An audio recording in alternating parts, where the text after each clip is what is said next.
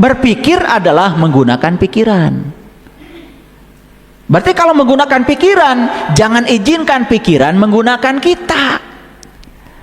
Nah, selama ini jujur ya, kalau saya tanya, kalian menggunakan pikiran atau digunakan pikiran? Jawab atuh. Berarti kalian berpikir atau tidak? Nah, eta. Dikiranya berpikir teh mikiran utang. Berpikir itu artinya kita berhasil menggunakan pikiran. Pikiran penting, penting. Gak ada penemuan, gak ada ilmu pengetahuan kalau tidak ada pikiran. Hati-hati ya, belajar meditasi salah guru. Gimana caranya? Saya belajar meditasi untuk apa? Membunuh pikiran. Loh, nah itu makanya harus benar cari guru. Asal ngajarin meditasi ngikut aja. Saya mau nanya Bapak Ibu, kita ada di mana sekarang? Di dunia. Kenapa kita diutus ke dunia? Menjadi khalifah. Untuk apa? Memakmurkan bumi, menjaga bumi, memayu hayuning bawono, mempercantik bumi yang sudah cantik ini. Itu tugas kita. Dengan apa? Dengan karya. Untuk berkarya perlu nggak pikiran? Perlu. Pikiran itu alat Bapak Ibu, alat untuk berkarya di semesta ini. Tanpa pikiran kita tidak bisa berkarya. Tapi pikiran jangan diizinkan mengendalikan kesadaran. Itu ketika pikiran mengendalikan kesadaran, maka kita digunakan oleh pikiran, bukan kita menggunakan pikiran. Nah, ketika kesadaran menggunakan pikiran dan pikiran itu menjadi terkendali, itu yang disebut dengan proses berpikir. Clear? Clear? Oke, lanjut. Manusia yang tidak berpikir adalah manusia yang digunakan oleh pikirannya atau kesadarannya dikuasai oleh pikirannya. Ya? Oke. Baik. Semakin jelas atau semakin pusing? Pakai ayat lagi. Saya tunjukkan Quran surat Al-Baqarah ayat 44. Atamurunanna sabil birri wa tansawna anfusakum wa antum tatslunal kitab afala taqilun. Nah, perhatikan saya. Mengapa kamu suruh orang lain melakukan kebaikan sedangkan kamu melupakan dirimu sendiri? Ini banyak nih yang kayak gini modelnya. Ya, di rumah bukan ngasih contoh sama orang, maunya cuma nyuruh-nyuruh. Ya, nyuruh orang lain sholat, kamu nggak sholat. Nyuruh orang lain beres-beres, kamu nggak pernah beres-beres. Nyuruh orang lain bersih-bersih, kamu nggak pernah bersih-bersih. Coba Bapak Ibu sekarang dirubah, jangan menyuruh, tetapi mengajak, melakukan, mempelopori. Coba di rumah kalau ada piring kotor ya saya cuci. Kalau istri saya melihat kemudian nyamperin saya, ya jangan sama ayah, itu istri saya. Ya berarti beliau ingin berbuat baik pada dirinya sendiri, bukan pada saya. Kalau WC kotor nggak usah teriak-teriak, nih kotor buat kasih apa, nggak usah, sikat aja sendiri. Kalau lagi nyikat di kamar mandi, anak-anak ribut, loh siapa yang nyikat, kan malu. Lalu dia, nggak apa-apa sama saya, kan itu bukan menyuruh, namanya mengajak. Coba hijrah dari menyuruh jadi mengajak, itu aja udah bagus. Betul apa tidak? Kalau mau ngajak pasangannya ngaji, nggak usah dipaksa-paksa. Ngaji yuk ke Miskatul Anwar, barangkali dapat pahala. Pahala dia mah. Saya tidak menawarkan pahala, saya menawarkan perubahan. Kapan berubahnya? Di sini saat ini sekarang. Nah, karena menawarkan perubahan, Bapak Ibu kalau mau ngajak sama pasangan, sama keluarga, robaheula diri sorangan. Ya, suami bilang, ibu setelah ngaji ke Miskatul Anwar sekarang jadi rada melempem energi remelnya gitu kan. Betul nggak? Wah, kalau gitu saya mau ngaji. Pasti begitu. Itu namanya ngajak. Ngajak kok tidak usah mesti, yuk ngaji, nggak usah. Tunjukkan akhlak kita lebih bagus. Tunjukkan bahwa kita sudah berubah. Pasti perubahan kita tuh lebih dahsyat magnetnya daripada mengajak. Kan banyak keluhan sama saya, kamu ngajak-ngajak, kamu juga belum berubah. Betul nggak? Dikit-dikit aja dimasalahin. Karena belum selesai perangnya. Betul apa tidak? Ya. Mengapa kamu melakukan menyuruh kebaikan kepada orang lain, sedangkan kamu melupakan diri kamu sendiri? Padahal kamu juga rajin baca kitab. Ini ayat-ayatnya. Kan banyak di sini yang rajin baca kitab. A'udzubillahi minasyaitonirrajim. Yasin. Yasin deui. Tiap malam Jumat. Terubah akhlaknya. Betul nggak? Ini ayat jelas sekali. Banyak orang yang menyuruh orang lain berbuat kebaikan, padahal dia melupakan dirinya sendiri. Padahal dia tuh rajin loh baca kitab. Maka ada pertanyaan dari Allah, afala taqilun, apa kamu tidak berpikir? Nah, saya agak berbeda. Saya tidak menerjemahkan ayat ini apakah kamu tidak berpikir. Kenapa yang dipakai taqilun? Di sini ada kata-kata akal. Lalu bedanya apa akal dengan pikir? Ini mulai ngaji nih. Quran itu lebih keren sebetulnya. Quran itu tidak mengatakan, ya, kenapa kamu tidak berpikir sebetulnya? Kenapa kamu tidak menggunakan akal? Karena banyak orang yang sudah berpikir dikiranya sudah menggunakan akal. Lihat saya semuanya Bapak Ibu. Lalu apa bedanya akal dan pikir? Kenapa Quran menggunakan kata akal? Setelah saya baca semua kitab-kitab, termasuk kitabnya Imam Al-Ghazali, kitabnya Syekh Abdul Qadir Jailani, saya ingin tahu akal menurut versi mereka apa. Nih kalau saya jelaskan nggak cukup nih sampai jam 12 siang. Tapi saya beri rangkumannya saja.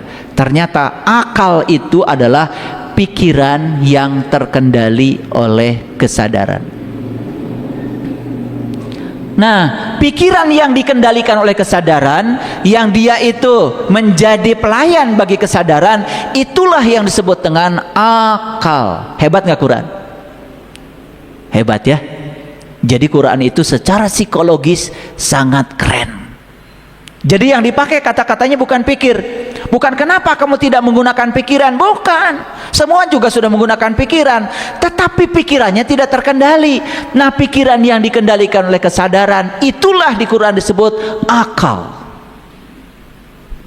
Clear sampai sekarang? Clear? Jadi kalau ditanya apa bedanya pikir dengan akal? Udah tahu kan jawabannya? Satu orang, apa akal? Pikiran yang sudah menjadi pelayan bagi kesadaran. Artinya pikiran yang sudah terkendali. Awas, terkendali loh, bukan dimatikan. Jadi sebenarnya meditasi itu sebetulnya adalah kita mencoba mengendalikan pikiran. Supaya pikiran itu nggak kayak monyet lompat-lompat. Karena pikiran itu kalau nggak lompat ke masa lalu, pasti lompat ke masa depan. Disuruh berkunjung ke saat ini, di sini sekarang. Jadi Allah menggunakan kata-kata afala taqilun. Kenapa kamu tidak menggunakan akal? Clear? Jadi kalau di Quran ada kata-kata afala taqilun, sekarang ngerti ya? Bukan tidak berpikir. Berpikir mah sudah, tapi pikirannya terlalu menguasai kesadaran. Nah, coba orang yang dikuasai oleh pikirannya dan dia menyangka yang dikatakan pikiran benar, sering salah kaprah hidupnya. Contoh ya, mau bisnis, pikirannya sudah mulai, wah kalau saya bisnis nanti jangan-jangan gagal, padahal belum bisnisnya. Betul nggak? Kan pikiran suka begitu, suka membuat drama yang seolah-olah itu benar, padahal itu hanya ilusi pikiran sendiri. Nah, pikiran yang kayak gitu karena tidak terkendali oleh kesadaran. Berarti itu akal bukan? Bukan. Clear sekarang? Gitu. Makanya kalau ngaji itu harus jelas. Banyak yang ngomong, ruh itu sama dengan jiwa, jiwa sama dengan ruh. Itu berarti belum mengerti dia. Sama seperti kolbu sama dengan hati, hati sama dengan kolbu. Jangan ngerti. Kolbu dengan hati itu beda. Bahasa Arabnya hati, kibdah, bukan kolbu. Kolbu dengan hati beda. Belajar spiritual gak pakai hati, pakai kolbu. Makanya tidak ada di tempat saya buka mata hati, gak ada. Yang ada buka mata kolbu, karena kolbu itu bahasa Quran. Lanjut dulu. Jadi bisa membedakan pikir dengan akal? Bisa. Lanjut ya. Di Quran surah Yasin surat ke-36 ayat 68, pasti kalau saya bacakan ayat ini Bapak Ibu pasti sudah hafal. Wa man nu'ammirhu nunakkisu fil khalqi afala yaqilun. Dan barang siapa yang kami panjangkan umurnya, niscaya kami kembalikan dia kepada kejadiannya. Maka apakah mereka tidak berpikir? Nah, ingat ya, itu terjemahan yang ada. Tetapi sebetulnya bahasa Arabnya afala yaqilun, harusnya terjemahannya apa? Kenapa kamu tidak menggunakan akal? Betul nggak? Jadi akal itu pikiran yang sudah terkendali oleh kesadaran, baru disebut akal. Nah, ini ayat tidak akan saya bahas karena ayat ini cerita tentang ya siklus kehidupan. Jadi sebetulnya ketika seseorang mati, ya dia cuma mati tubuhnya aja. Kan jiwanya tidak pernah mati, jiwa itu abadi, seabadi ilahi. Betul? Tapi kalau jiwa belum selesai melakukan perjalanannya, jiwa nggak bisa pulang. Makanya nanti si jiwa ini akan diberi tubuh baru untuk melanjutkan perjalanan dia. Hebat Allah itu. Kenapa? Karena jiwa itu abadi, sedangkan tubuh tidak abadi. Nah, untuk proses belajar harus perlu tubuh yang abadi. Nah, supaya abadi tubuhnya diproses dulu, dikubur dulu, nanti menyebar, unsur tanah kembali ke tanah, unsur air ke air, unsur udara ke udara, unsur api ke api. Setelah itu menyatu dengan alam. Betul? Jadilah nanti tanaman. Betul nggak? Jadilah buah-buahan lagi. Betul apa tidak? Dimakan sama pasangan suami istri. Betul? Iya. Makanan dan minuman yang disantap oleh bapak jadi sel sperma, yang disantap oleh ibu jadi sel telur, dikasih cinta kasih, berpelukan, jadilah anak lagi, kan gitu. Betul nggak? Siapa jiwa? Ya jiwa yang datang ke situ ya jiwa-jiwa yang lama yang meneruskan perjalanan. Itu siklus namanya. Nah, siklus kehidupan bukan soal keyakinan, itu siklus alam. Itu hukum alam. Mau yakin gak yakin, proses berjalan terus. Tidak perlu persetujuan kalian. Gitu. Paham sampai sini? Bisa dilanjutkan nih? Berat gak ngaji hari ini? Hah? Segitu aja berat. Bilang enteng, saya bisa, gitu ya. Saya pasti bisa mengamalkannya. Setelah ini saya bisa berperang. Betul? Ingat, perangnya apa tadi? Belajar menerima yang tidak disukai karena itu baik menurut Allah. Belajar melepas yang disukai karena itu buruk menurut Allah. Gitu. Ulang-ulang tuh. Itu perang menurut versi Al-Quran. Nah, jadi Bapak Ibu, saya juga kaget. Kenapa? Ternyata akal itu bahasa Arab artinya mengikat. Akal itu bahasa Arab artinya menahan. Tambah pusing, tambah ngerti. Gitu aja pusing kalian itu ya. Mikir sedikit. Ternyata akal itu artinya mengikat. Akal itu artinya menahan. Ya. Jadi saya suka penasaran. Saya coba cari dalam kamus bahasa Arab, apa sih artinya akal? Karena jangan-jangan saya cuman ngikut-ngikut apa kata orang. Betul nggak? Ternyata akal itu artinya mengikat, menahan. Jadi semakin jelas yang saya sampaikan, cocok dengan bahasa Arabnya. Kan si pikiran itu tadi harus dikendalikan oleh siapa? Oleh kesadaran. Nah, si kesadaran inilah yang harus mengikat pikiran supaya tidak liar. Makanya pikiran yang liar oleh Siddhartha Gautama disebut kuda liar. Coba kalau kuda liar disuruh narik delman, kebayang nggak? Betul nggak? Dan yang disuruh narik delman itu kan kuda yang sudah dididik, betul nggak? Ketika ditarik tali sebelah kanan dia ngerti, ditarik sebelah kiri dia ngerti, ketika pecut dikenakan ke pantatnya dia mengerti, kapan berhenti, kapan jalan, kapan belok, ngerti tuh. Bayangkan yang liar. Nah, makanya pikiran yang liar itu sangat berbahaya. Semua orang menderita karena pikirannya tidak terkendali. Clear sampai sini? Jadi akal dalam bahasa Arab artinya apa? Mengikat, menahan. Siapa yang harus mengikat pikiran? Nah, makanya pikiran yang terikat oleh kesadaran, pikiran yang ditahan oleh kesadaran, itulah yang disebut dengan akal. Makin jelas ya? Ya, kalian mah enak, tinggal nerima aja dari saya. Nggak usah bertahun-tahun belajar kitab Ihya Ulumuddin, nggak usah. Punya juga enggak. Ya, iya kan di rumah punyanya cuman itu, buku kumpulan doa-doa mustajab aja di rumah. Oke, makanya akal itu punya fungsi. Saya tanya lagi supaya nggak lupa. Jadi akal apa? Pikiran. Tapi pikiran yang sudah terkendali oleh kesadaran. Perlu nggak pikiran? Perlu. Pikiran yang terkendali malah bisa memahami pengetahuan.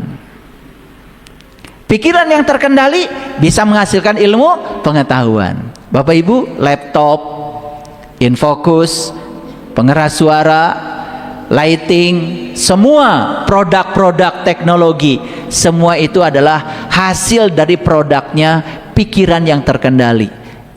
Itu sebetulnya akal. Yes? Oke, ya. Nah, makanya akal itu punya fungsi. Di samping memahami pengetahuan, menghasilkan ilmu pengetahuan, juga mengarahkan tindakan. Karena tindakan yang tidak terarah gara-gara pikiran yang liar, itu harus diarahkan. Contoh, Bapak Ibu misalnya mau maki-maki orang karena emosi. Nah, itu pikiran tuh. Tidak terkendali, dikendalikan tuh oleh kesadaran. Kata kesadaran, sudah, maafkan saja. Kan begitu kan? Nah, tindakan kita yang tidak terarah diarahkan tuh. Siapa pengarahnya? Kesadaran. Makanya itulah pentingnya belajar kesadaran. Nabi Muhammad itu Isra Mi'rajnya itu belajar kesadaran sebetulnya. Makanya puncaknya Isra Mi'rajnya Nabi Muhammad di Sidratil Muntaha. Sidratil Muntaha itu puncaknya kesadaran. Jadi artinya Nabi Muhammad itu melakukan perjalanan Isra Mi'raj dari kesadaran yang rendah terus naik, terus naik, terus naik sampai mencapai puncaknya kesadaran. Di situ Nabi Muhammad berjumpa dengan jati dirinya. Selama ini kalau dengar Sidratil Muntaha langsung otak kita kan ke atas. Teuing ka mana? Betul nggak? Nu penting mah kaluhur. Betul nggak? Iya. Karena itu ya banyak tukang bohong. Tapi kebohongannya diulang-ulang. Karena saking diulang-ulang lama-kelamaan dianggap itu suatu kebenaran. Padahal Nabi Muhammad itu pergi ke Sidratil Muntaha. Sidratil Muntaha bukan geografis. Sidratil Muntaha adalah psikologis. Maka di puncaknya kesadaran Nabi Muhammad bertemu dengan jannah.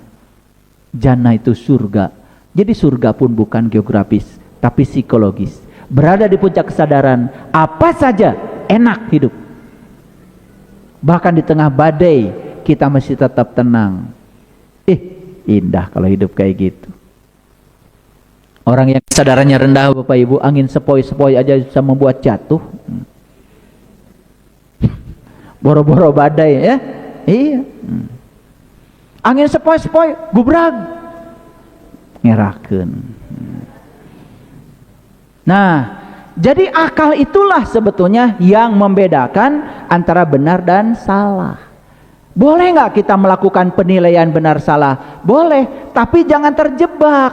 Sadar bahwa yang disebut benar oleh kita belum tentu kebenaran. Yang disebut salah oleh kita juga belum tentu salah.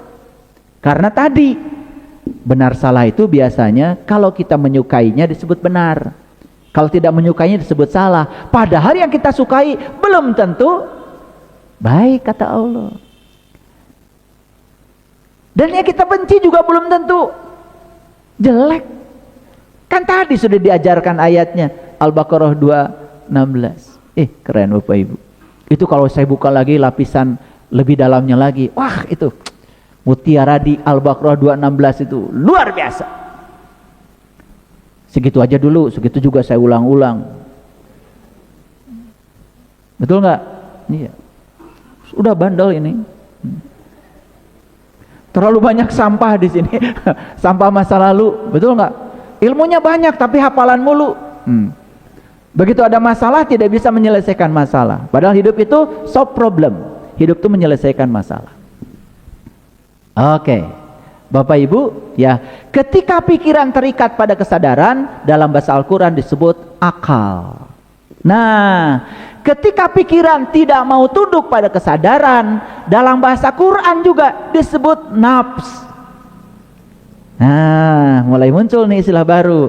Pikiran, akal, nafs. Nah, hebat ya Quran ya. Nah, siapa nafs itu?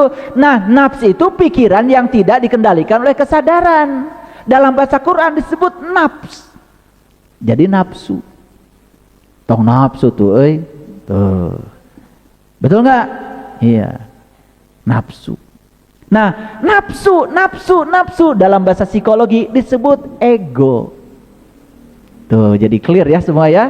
Nah, ego itu ketika pikiran tidak dikendalikan oleh kesadaran, pikiran mengendalikan kesadaran. Ketika pikiran mengendalikan kesadaran, dia jadi nafsu. Nah, dalam bahasa psikologi itu disebut ego. Makanya kita sering menjadi diri palsu. Padahal diri yang sebenarnya adalah kesadaran. Pikiran itu alat, tapi dikendalikan oleh alat. Maka kita jadi diri palsu. Nah, orang yang sedang jadi diri palsu karena dikendalikan oleh pikiran disebut sedang dikendalikan oleh ego. Wih, Bapak Ibu jadi pintar sekarang ya. Bisa bedakan pikiran, akal, nafsu, ego. Keren ya. Hebat, pulang dari sini jadi pada pintar-pintar ya. Awas, jangan cuma pintar bicara, tetapi harus bisa mempraktekkan. Ngaji itu praktek, Bapak Ibu. Ya. Mata tong serting dangdan lah.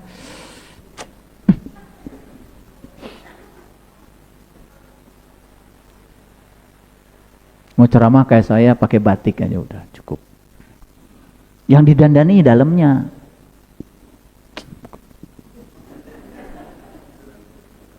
Riweuh, redang. Yuk, sekarang kita lanjutnya. Jadi sudah tahu ya. Nah, ada kekuatan besar dalam diri kita. Kekuatan itu bernama kesadaran. Loh, pikiran siapa? Pikiran juga kesadaran. Cuma hanya bagian kecil dari kesadaran. Jadi kesadaran itu kalau diumpamakan itu lautnya. Kalau pikiran itu ombaknya. Tapi gara-gara ada pikiran kan jadi ada riak-riak tuh. Makanya laut kalau nggak ada ombak juga membusuk, nggak ada yang nengok. Betul nggak? Iya, kalian kan ke laut pengen lihat ombak. Betul nggak? Persiapannya berhari-hari. Bosan nasi timbel. Betul nggak? Yang bekal. Ya, ngampar samak. Makan. Ngagoler. Betul nggak? Udah, teka pikiran deui tah laut teh naon. Ombak itu kenapa? Kenapa terjadi ombak? Udah, teka pikiran. Betul nggak? Itu bukan rekreasi, Bapak Ibu. Ngamur-ngamur waktu. Rekreasi itu recreation.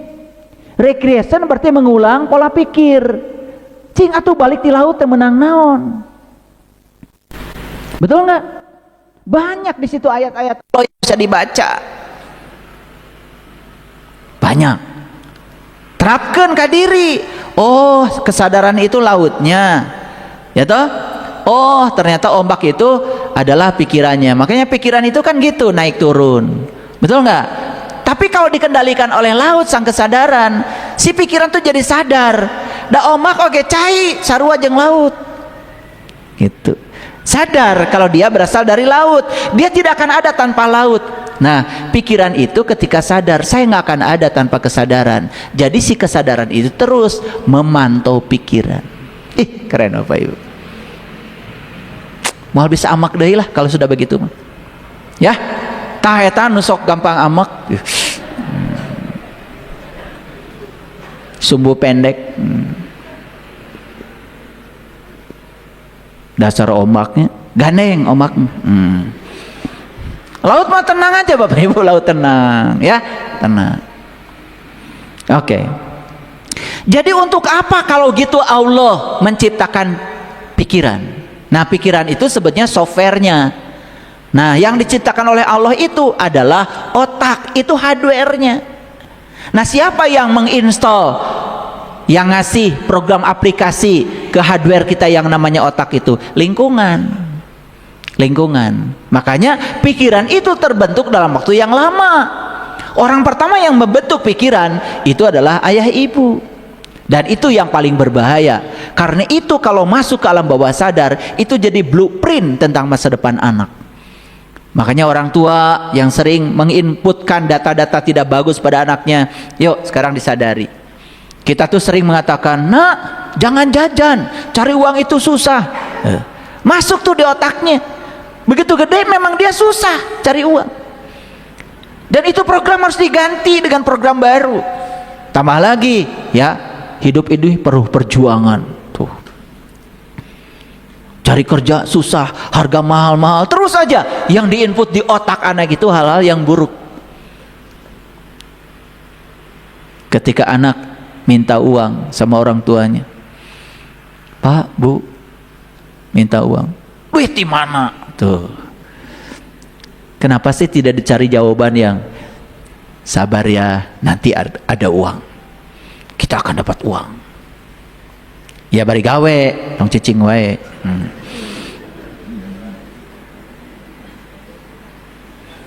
Daripada bilang uang dari mana kan lebih bagus. Oh nanti kita makan di restoran ya, pasti Bapak pasti dapat uang. Gitu kan lebih bagus daripada bilang yang enggak. Tapi coba Bapak Ibu, jujur ya semua kita pernah mengatakan kata-kata buruk pada anak itu jadi pikiran. Betul nggak? Sehingga dia punya blueprint yang dibuat oleh kita sendiri. Makanya Allah tuh menciptakan otak kosong tanpa aplikasi. Yang menginstal aplikasi itu adalah ayah ibunya, guru-gurunya, lingkungannya. Makanya sangat berbahaya Bapak Ibu. Saya setiap hari kedatangan banyak tamu yang konsultasi, hanya ingin mengubah pola pikiran lama. Supaya apa? Supaya blueprintnya berubah. Karena nasib itu harus dirubah dari situ. Tidak bisa mengubah nasib di luar, harus di dalamnya yang harus diubah. Karena itu blueprintnya. Oke, lanjut ya. Nah, kenapa Allah lalu menciptakan otak dan ada aplikasi yang namanya pikiran? Lihat saya semuanya. Karena kita diutus ke dunia, Bapak Ibu, untuk berkarya di dunia itu perlu pikiran. Tapi pikiran yang sudah terkendali oleh kesadaran, namanya akal. Quran bicaranya jauh lebih spesifik daripada bahasa psikologi. Tuh keren Quran ya, kalau ngerti. Keren banget Quran itu. Keren gak Quran? Sejak kapan tahu Quran keren? Dari kemarin bejarin akal dan pikiran aja nggak bisa kalian. Oke, lanjut dulu ya. Oke. Jadi pikiran ini alat ya untuk berkarya. Nah, kesadaran dan pikiran itu hadir bukan untuk bertarung, tapi untuk bersinergi. Jadi kesadaran dan pikiran itu bukan untuk berperang, tetapi untuk bersinergi, untuk duduk bersama, untuk memayu hayuning bawono, untuk mencipta. Nah, ketika pikiran menguasai kesadaran, maka muncullah namanya ego. Nah, itulah yang disebut dengan diri palsu. Yuk Bapak Ibu, berdamai dengan diri sendiri bukanlah mematikan pikiran. Karena pikiran adalah alat navigasi kita di dunia ini. Jadi kalau ada orang yang mengajarkan belajar spiritual, ngajak-ngajak kita mematikan pikiran, sudah jauhi, pasti nggak ngerti. Kita tidak mungkin mematikan pikiran. Setuju? Oke. Pikiran diperlukan untuk menegaskan batas, untuk melindungi diri dari situasi yang merugikan. Makanya kadang-kadang kita ini kan, ya, untuk melindungi diri itu kan begitu reaktifnya. Nah, kalau masih reaktif pikiran ini, berarti belum disadarkan oleh kesadaran. Makanya yang harus dipakai oleh kita bukan pikiran, tapi akal. Kalau akal tuh responsif, Bapak Ibu. Gini. Ada yang tidak disenangi. Kalau pikiran ingin menyerang langsung. Kalau akal jeda dulu. Udah nggak usah dikatakan sekarang, nanti aja. Ternyata begitu nanti mau dikatakan malah nggak jadi, karena situasi sudah berubah, ada jeda. Nah, itulah bedanya ketika akal, ya, sudah hadir dalam diri kita. Yuk, sampai sini ngerti Bapak Ibu? Oke. Nah, baik, kita mulai. Kesadaran membisikkan ketenangan, kedalaman, keheningan, bahkan membisikkan makna. Kalau pikiran penuh warna, penuh keinginan, mendorong untuk berlari mengejar, kadang-kadang membandingkan, kadang-kadang selalu ingin membuktikan. Nah, sekarang cek Bapak Ibu, cek, lihat saya semuanya. Bapak Ibu sekarang ini dikendalikan oleh pikiran atau kesadaran? Kita cek sekarang, kita cek ya.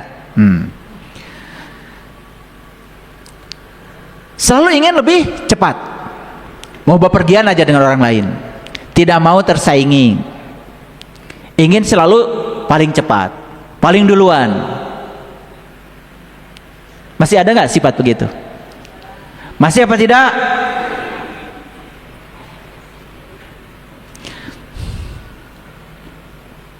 Bagi pikiran, hidup itu pencapaian. Bagi kesadaran, hidup itu ya proses untuk dinikmati apapun yang terjadi. Kalau kita masih membanding-bandingkan, bahkan selalu ingin membuktikan, contoh nih, ya, Bapak Ibu ini dihina sama orang lain, ya, pesek teh, langsung ke Korea, ingin membuktikan, piragnya dikitukan ku batur, betul nggak? Padahal kan harusnya mah nggak usah apa-apa. Ini karena dikendalikan oleh pikiran, begitu disebut pesek langsung pergi ke Korea, operasi plastik, ditamal make emer, habis uang miliaran hanya untuk membuktikan bahwa saya tidak pesek. Ini mah contoh ekstrim, yang lain mah banyak lebih dari itu, betul nggak? Iya, kalian suka ingin membuktikan. Nah, kalau ada keinginan untuk membuktikan, itu sebenarnya kita dikendalikan oleh pikiran. Kalau kesadaran ya tenang aja, tidak perlu ada yang dibuktikan. Karena apa? Kesadaran tahu kebenaran itu tidak usah dibuktikan, karena kebenaran punya cara sendiri untuk membuktikan dirinya. Saya dibilang menyebarkan aliran sesat, ya saya diam aja, tidak usah membuktikan. Karena apa? Kebenaran itu punya cara sendiri untuk menunjukkan dirinya. Sehingga banyak sekarang komentar-komentar di YouTube, mohon maaf ya guru, dulu saya sangat benci sama kajiannya, sekarang tidak ada hari tanpa ayah guru. Wah, horeham ngabales nage.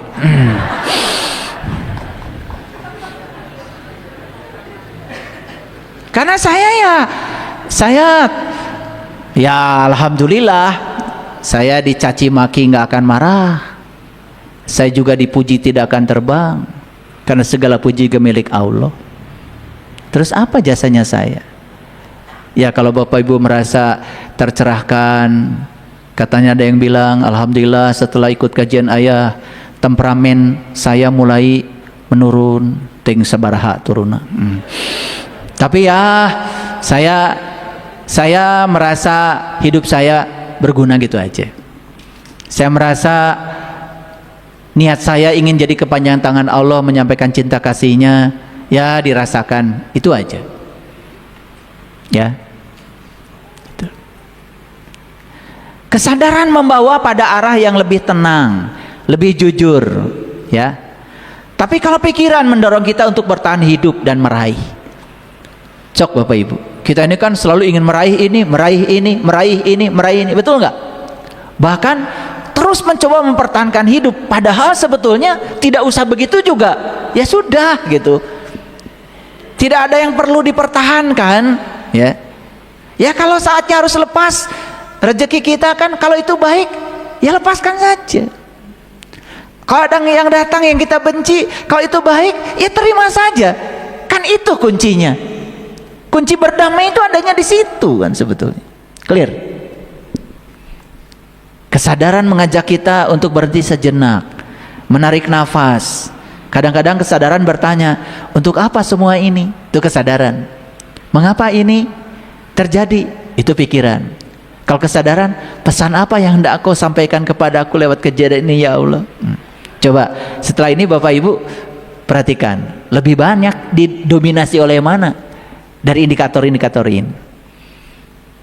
Pikiran berbicara lebih keras. Kadang-kadang pikiran itu bicaranya ya seperti itu, ya, tidak sabar, meluap-luap, ya karena ingin membuktikan, ingin menunjukkan dirinya benar. Itu pikiran. Sampai sini dulu deh. Kira-kira sudah terjawab belum? Kita dikendalikan oleh siapa selama ini? Kesadaran atau pikiran? Kesadaran tidak butuh pengakuan. Kesadaran tidak butuh pujian. Kesadaran tidak butuh pembanding. Kalau pikiran masih butuh divalidasi oleh orang lain, butuh disanjung oleh orang lain, butuh dibandingkan kalau kita lebih dari orang lain. Masih gitu? Masih apa tidak? Wah, kayaknya kok banyak di sebelah kanan ya. Kesadaran hanya ingin hidup selaras dengan nilai-nilai yang membawa kedamaian. Kata kesadaran, malas berantem. Buat apa? Saya ingin damai aja. Sadaran. Pernah nggak begitu Bapak Ibu? Pernah? Oh pernah. Rada terpercaya tadi. Ya nggak apa-apa. Ya boleh mengklaim. Sugan jadi doa tuh. Ya. Kesadaran itu bisikannya lembut. Kadang mengundang untuk berhenti. Sudah berhenti, tong sarwana, udah dengarkan aja lah. Itu kata kesadaran. Kalau pikiran enggak, ingin selalu ya kalau bisa pojokkan orang lain, kalau bisa puaskan, itu pikiran. Nah, jadi dari kajian ini Bapak Ibu langsung tahu, oh selama ini berarti saya itu sebenarnya belum berpikir. Karena indikator yang lebih banyak muncul justru indikator dari pikiran, bukan dari kesadaran. Coba pikiran, segera ingin bertindak supaya tidak tertinggal. Kan itu, pikiran tuh selalu bersaing. Belajar ilmu kesadaran, waduh, orang lain udah 3 pertemuan. Itu pikiran. Langsung privat. Ayah guru, saya tertinggal nih. Kalau bisa saya dipercepat. Oh, ada percepatan. Pikiran tidak mau tersaingi, ya. Pikiran itu berbicaranya dengan logika. Dan pikiran selalu mengatakan aku harus, seharusnya begini, seharusnya begitu. Coba Bapak Ibu ingat-ingat. Sampai di sini terlambat. Kata kesadaran, ya sudah, kan kamu sudah di sini, terlambat juga nyampe. Sadaran tuh. Kalau pikiran, seharusnya tidak terlambat. Oh, masih marah-marah. Ini gara-gara macet tuh, menyalahkan orang lain. Kira-kira banyakan mana Bapak Ibu? Nanti ulang lagi ya. Nanti kalau dengar kajian saya yang ini, bawa pensil, di checklist. Pikiran, kesadaran. Kesadaran, set 1, pikiran, set. Pikiran lagi, set lagi. Pikiran lagi, set lagi. Pikiran lagi, set. 5 gitu kan? Kayak pemilu. 1, 5 gitu. Nah gitu ya. Nanti yang kesadaran kosong. Nah kalau begitu, rekumaha atau damai dengan diri sendiri. Jadi damai dengan diri sendiri itu, pikiran yang penting ini harus bergerak ke tengah, kesadaran bergerak ke tengah juga. Dia menemukan titik temunya, itu yang disebut dengan berdamai dengan diri sendiri. Lanjut ya. Jadi kalau kesadaran berbicaranya dengan rasa, kalau pikiran berbicara dengan logika, selalu logika. Pikiran itu selalu keras, bahkan selalu mendesak. Karena pikiran itu selalu ingin menekan, karena tidak mau kalah. Dan kalau dia berhasil menekan orang lain, dan orang lain tunduk pada dia, bagi pikiran itu suatu kemenangan. Kesadaran tidak begitu. Kesadaran tidak punya kepentingan untuk menekan. Pikiran itu masih senang tepuk tangan. Pokoknya dikit-dikit harus tepuk tangan. Dikit-dikit tepuk tangan. Betul nggak? Iya, kayak kalian waktu dulu masih kecil kan? Ya? Iya. Batur tepuk tangan kayak sorangan we. Itu bahayanya sampai sebesar ini masih begitu. Betul nggak? Anu tepuk tangan di luar. Nepi ka imah tepuk tangan we sorangan. Ningali kaca cermin, geuning saya teh geulisnya. Tepuk tangan.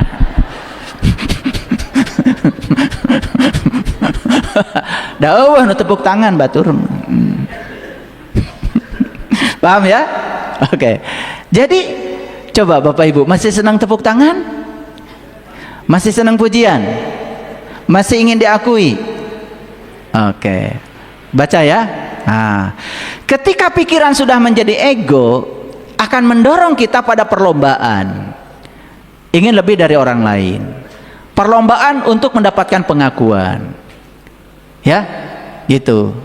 Ada yang bikin akun tuh, murid saya, akun YouTube. Kenapa kamu bikin akun YouTube? Ingin seperti ayah guru.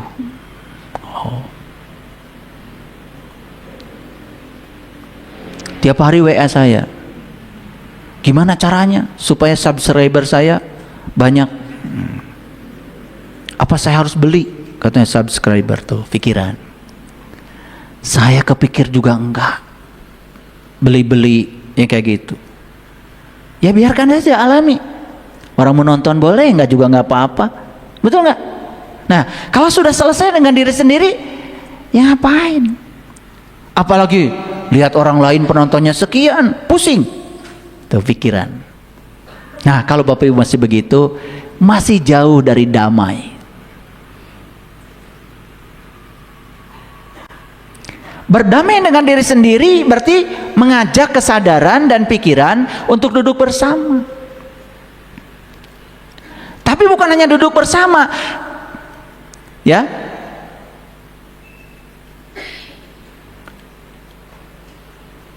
Dengarkan pikiran, tetapi ketika mendengarkan pikiran jangan sepenuhnya percaya, karena pikiran bukan diri kita.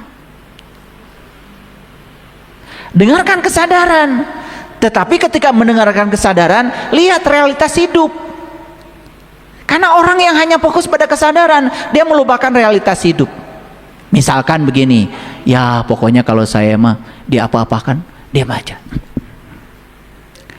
Kesadaran. Bukan begitu. Ada saatnya kita harus berbicara keras. Ada saatnya kita harus bertindak. Ada saatnya kita harus diam. Itu berdamai. Kan sekarang ini ada banyak yang diam terus, katanya sadar. Ada yang agresif terus, pikiran. Bukan begitu. Temukan titik tengahnya, karena kita ada di dunia. Nanti Bapak Ibu, kalau Bapak Ibu sudah tidak di dunia lagi, jangan pakai pikiran.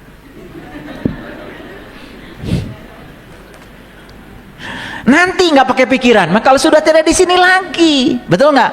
Nah, itulah pentingnya persiapan dari sekarang, bahwa saya bukan pikiran, saya adalah sang kesadaran, pemerhati bagi pikiran. Saat kita harus pulang, pikiran sudah tidak melawan lagi, sudah damai, pulang. Itu yang disebut dengan pulang dalam keadaan damai. Kapan latihannya Bapak Ibu? sekarang, ya, jangan nunggu besok. Oke.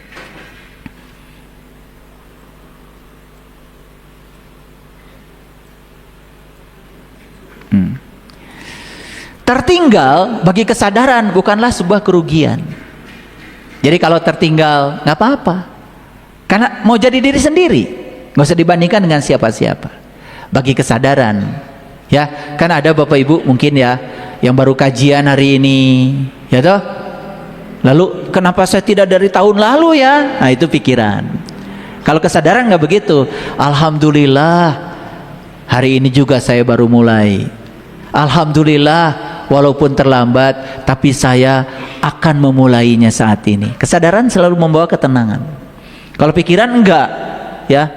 Walaupun sudah ngaji pun pikiran terus bergejolak. Itu pikiran, ya. Berbicaralah dengan bahasa rasa.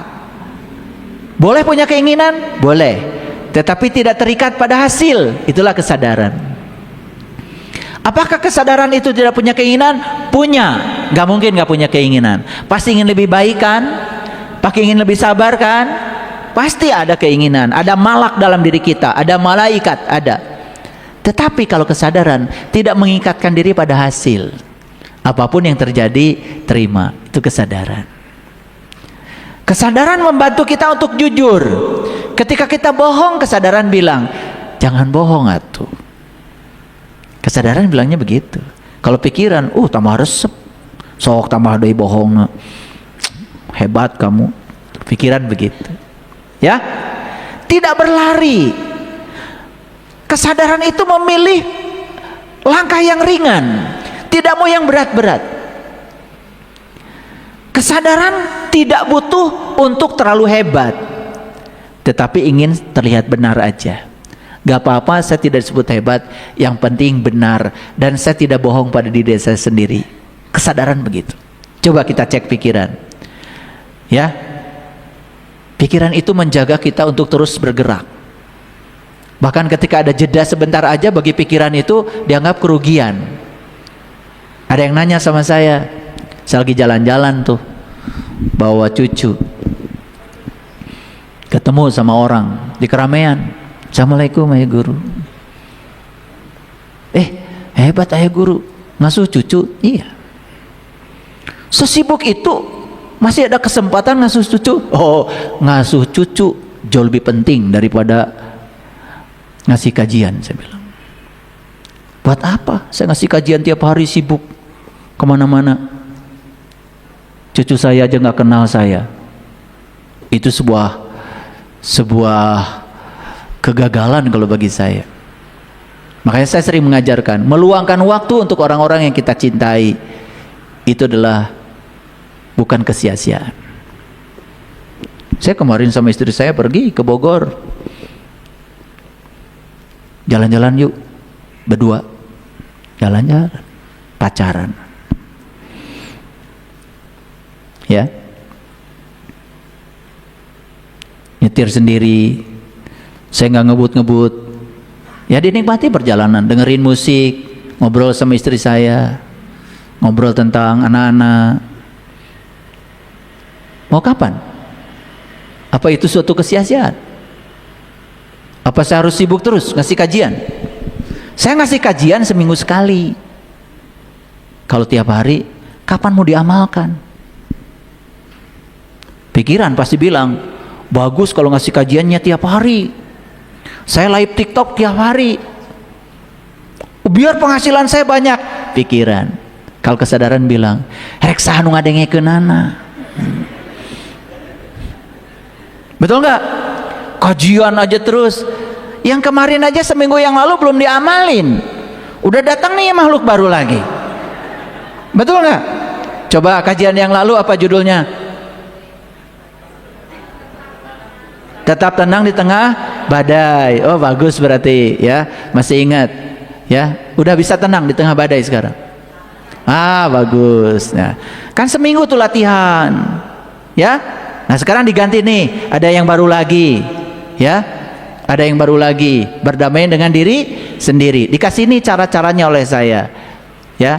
Tetapi sebelum dikasih caranya, kenali dulu, saya dikendalikan oleh yang mana. Nah, makanya indikatornya dipahami dulu. Jujur pada diri sendiri. Itu baru ngaji.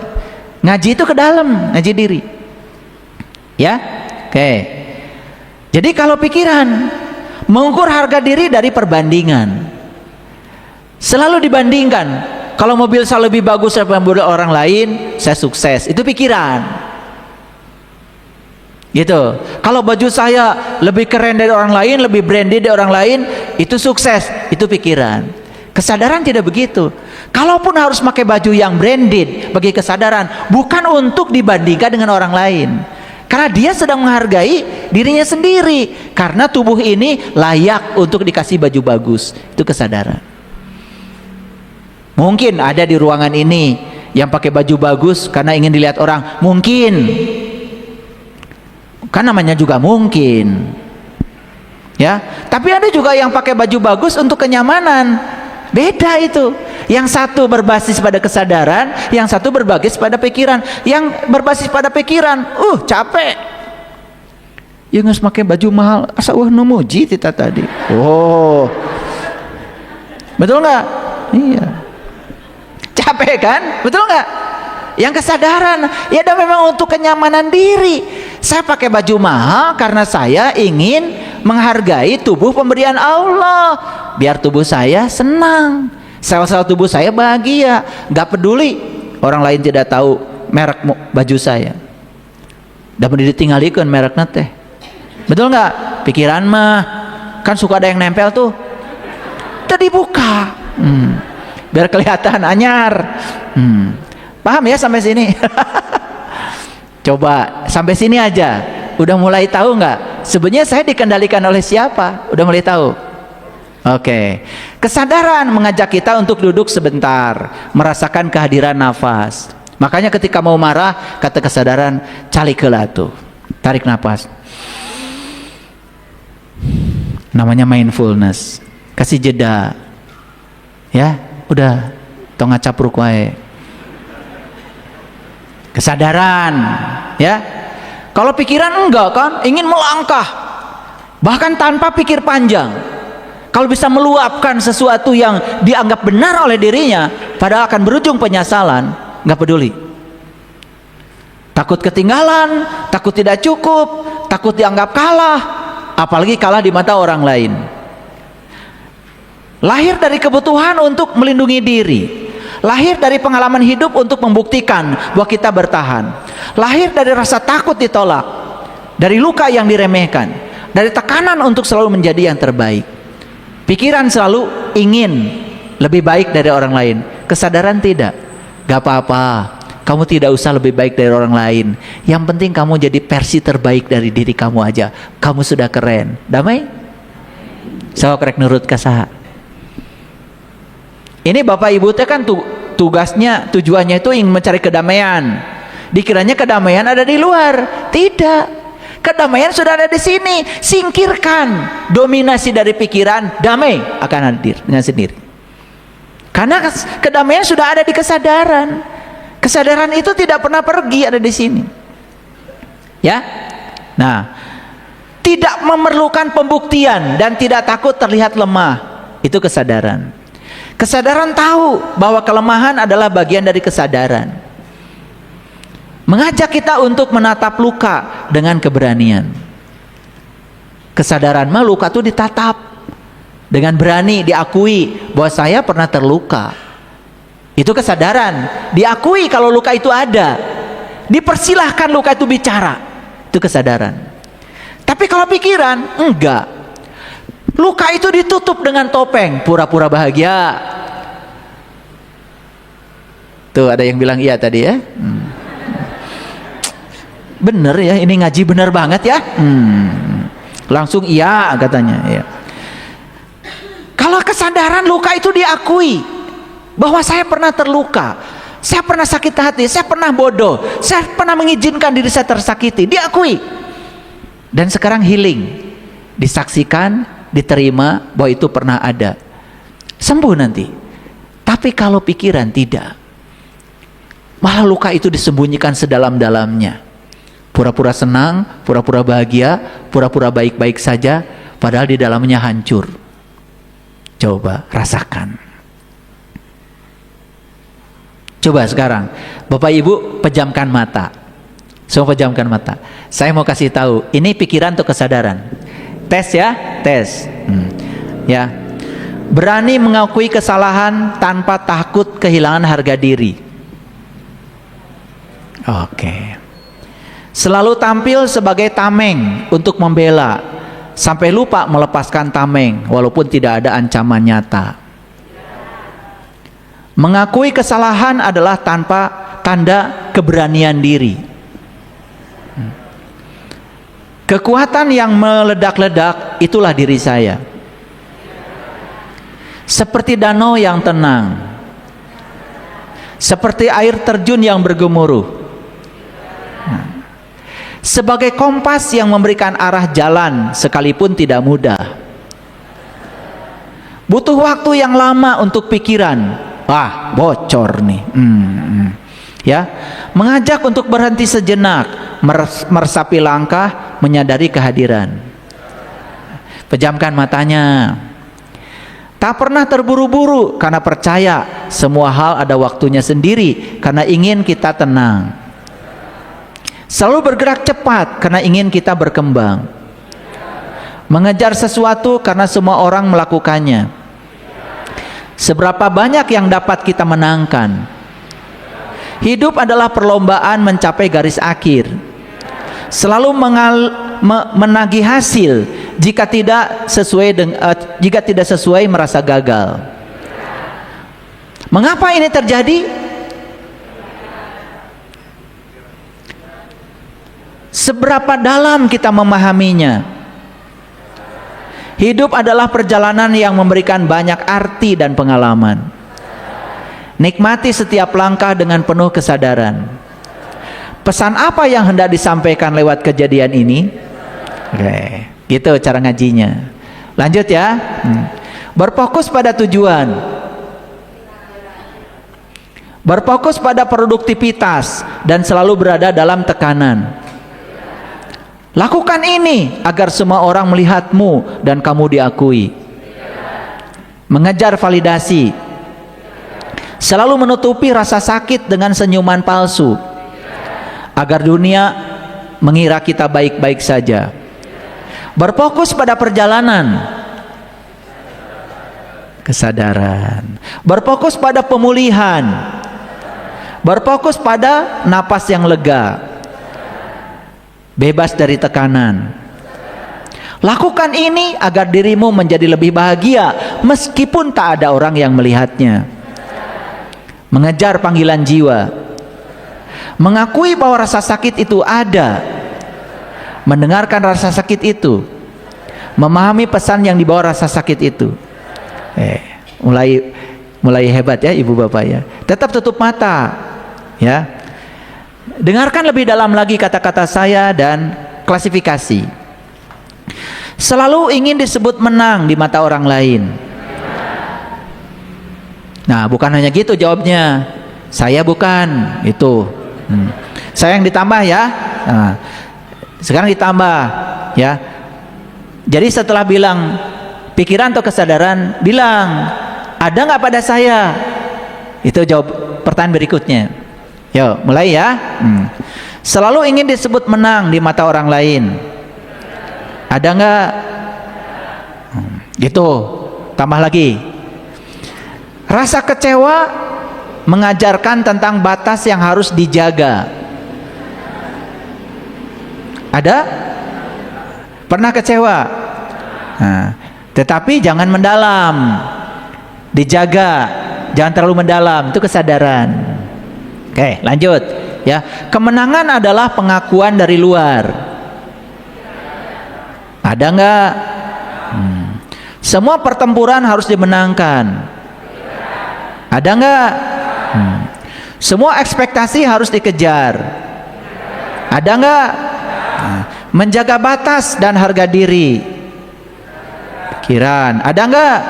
Selalu kan? Ini pencemaran nama baik. Memang namamu harus dicemarkan. Ya, bergerak lebih cepat tetapi tidak pernah merasa sampai. Ada nggak? Hidup dikendalikan oleh harus. Ada nggak? Sering mengatakan harus. Sering apa tidak? Mulai jujur ya. Rasa kehilangan mengajarkan tentang bagaimana cara menghargai kehadiran. Sudah ada? Kok lemes? Satu langkah mundur yang disadari, yang didasari kesadaran lebih baik daripada 10 langkah yang didorong oleh amarah. Gitu nggak? Ingin menang di mata diri sendiri. Mulai Pak Baliut. Ingin menang di mata diri sendiri. Apa itu? Ya, kesadaran. Contoh mengalah untuk menang, itu kesadaran, ya. Menjaga agar selalu tenang. Suka begitu? Oke. Hidup dikendalikan oleh angin, pikiran, ya. Oke. Kemenangan adalah jiwa yang tetap tenang meski tidak ada tepuk tangan. Gitu nggak? Mengajarkan seni menerima bahwa tidak semua hal harus digenggam erat. Ya, jadi belajar seni menerima, tidak semua hal harus digenggam erat. Oke, kesadaran ya sudah dimiliki. Alhamdulillah. Mengajarkan bahwa melepaskan membawa ke arah yang lebih baik. Sudah melepaskan. Seberapa tenang aku menjalani hari-hariku? Kesadaran. Ya, sudah begitu belum? Ingin mengontrol segalanya karena takut kehilangan kendali. Gitu apa tidak? Oh, ngaku. Bagus ya. Segala hal harus sesuai dengan rencana, jika tidak akan merasa terancam. Gitu enggak? Kalau tidak sesuai dengan rencana marah-marah enggak? Berapa banyak yang aku punya? Kira gitu apa tidak? Makin jelas ya. Oke. Nah, buka matanya. Sekarang sudah bisa ya mendengarkan. Dari latihan ini langsung tahu, oh ini produk kesadaran, ini produk pikiran, ini produk kesadaran, ini produk pikiran. Nah tinggal nanti ditoli. Banyakan mana? Kan Bapak Ibu sudah punya keterampilan membedakan ini dari kesadaran, ini dari pikiran. Boleh nanti diulang lagi di YouTube, diulang lagi, tapi sambil ditoli. Nanti di atasnya tulis kesadaran, pikiran. Nah, pertama bisa membedakan ini kesadaran, ini pikiran, bisa membedakan. Dari bisa membedakan itu kemudian ditoli. Banyakan mana? Misalkan tadi ya ada pernyataan saya dari pikiran dan setuju itu pikiran. Ada nggak pada diri saya? Cek.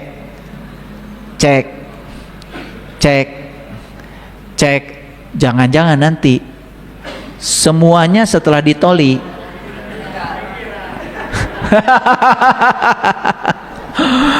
disitulah baru sadar saya kemana aja selama ini, gitu loh. Betul nggak? Pantesan saya setiap hari menciptakan neraka. Jadi neraka itu sebetulnya ketika pikiran dibiarkan mengendalikan kesadaran. Surga ketika kesadaran sudah mampu mengendalikan pikiran. Itu aja surga dan neraka. Sesederhana itu Bapak Ibu. Nah, dari ngaji ini, ya, nanti Bapak Ibu jadi langsung punya, oh, saya sekarang harus memperbanyak kesadaran. Itu kan? Nah, begitu kesadarannya diperbanyak, bukan berarti bahwa pikiran dimatikan. Itu. Tetapi pikiran menjadi sangat terkendali oleh kesadaran. Berarti Bapak Ibu sudah berhasil mendamaikan diri sendiri. Nah, rasakan kajian saya ini. Ketika kita sudah berhasil mendamaikan diri sendiri, Loh, kok tiba-tiba orang di sekitar saya kok jadi ikut damai? Nah, itu namanya terinduksi. Terinduksi oleh vibrasi, frekuensi, energi yang kita capai.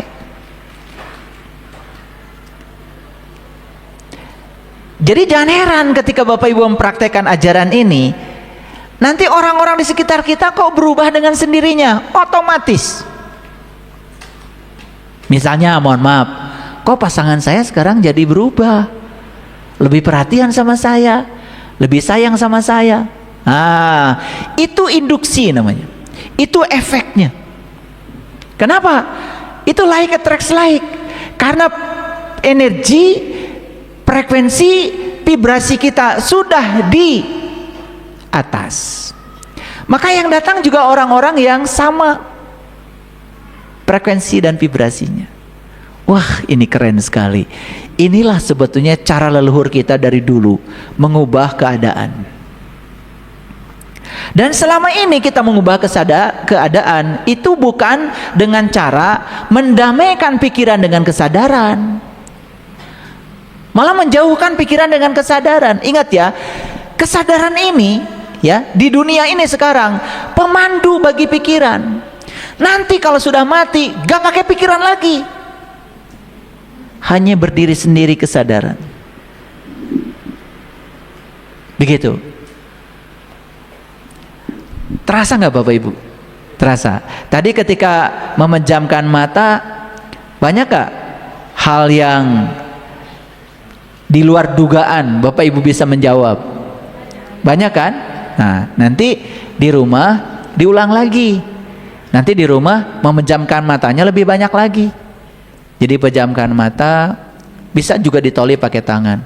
Yes, ini ada pada saya. Pikiran ini ada pada saya. Gitu. Saya tahu ini kesadaran, tapi belum ada. Gimana ya caranya supaya ini ada?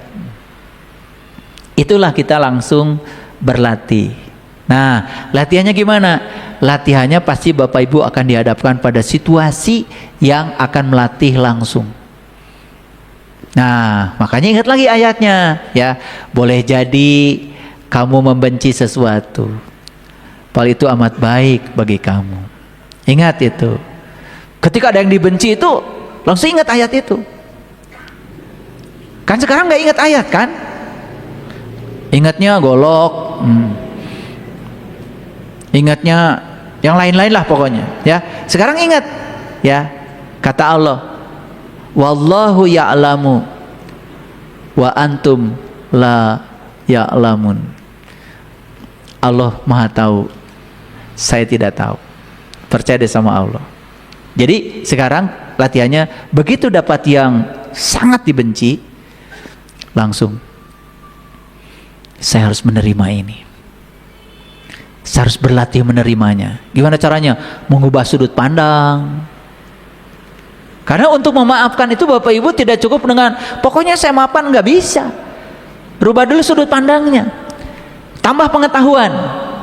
Nah, kalau belum bisa memaafkan lagi, udah dengarkan kajian saya. Misalkan gini, Bapak Ibu tidak bisa memaafkan saat itu, klik kajian saya yang mana aja, merem aja, klik. Yang diklik pasti akan menjawab yang Bapak Ibu sedang butuhkan saat itu. Percaya deh sama saya.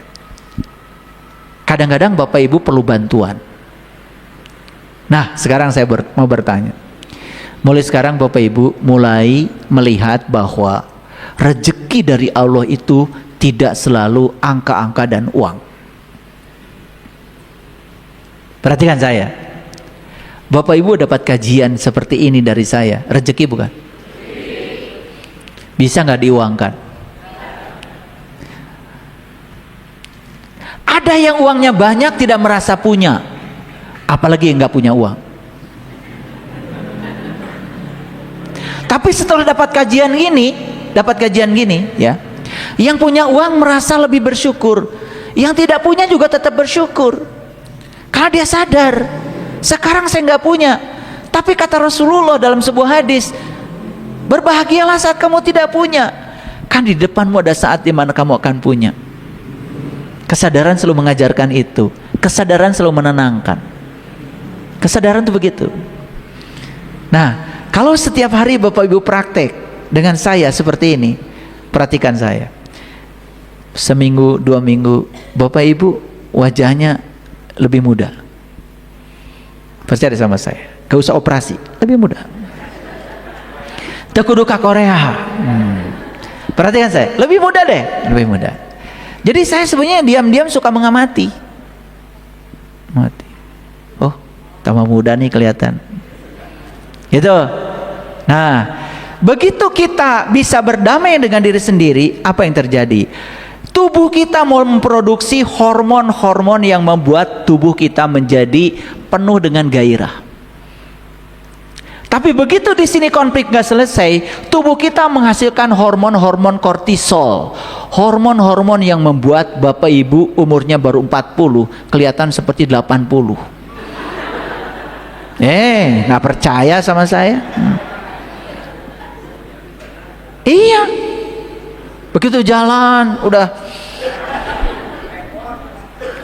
Nah, jadi semua realitas fisik ini sebetulnya hanya kita sedang diajarkan oleh semesta bahwa kita harus bisa melihat diri kita sendiri. Semua realitas fisik yang ditonton oleh kita itu adalah diri kita, walaupun kelihatan di luar. Semesta sedang mengajarkan ini loh dirimu. Ya. Jadi artinya, kalau tubuh spiritual kita sehat, tubuh intuisi kita sehat, tubuh mental sehat, tubuh energi sehat, tubuh fisiknya sehat. Bahkan saya berani mengatakan bahwa orang yang sudah selesai dengan dirinya sendiri, yang sudah tidak lagi takut menghadapi kehidupan dan kematian, saya pastikan hidupnya pasti berkelimpahan. Karena apa? Kelimpahan dalam dirinya bisa menarik kelimpahan dari luar. Dia sudah menjadi medan magnet untuk menarik yang dia dambakan. Bapak Ibu, kalau masih banyak keruwetan di sekitar hidup kita, itu gambaran bahwa sebetulnya masih ada konflik di dalam diri kita sendiri.